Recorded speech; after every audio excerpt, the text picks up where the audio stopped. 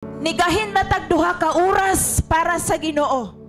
Pero ang tibuok semana, grabe ang gihimo ni Lord sa tong kinabuhi. Ihikaw pa ba nimo na igsuon kay Lord nga panahon kusog nimo pagsimba sa Ginoo?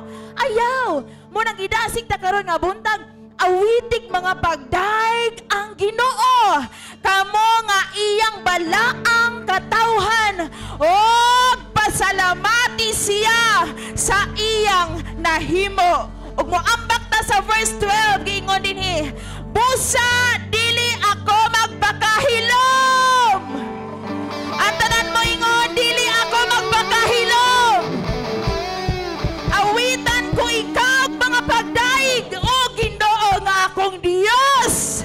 Pasalamatan ko ikaw hangtod sa kahangturan.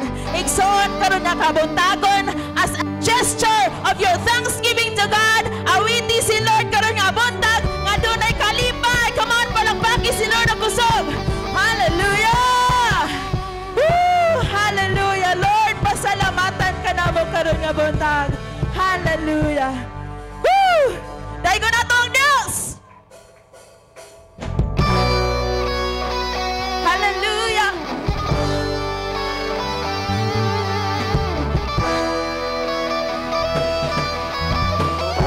Mabawanan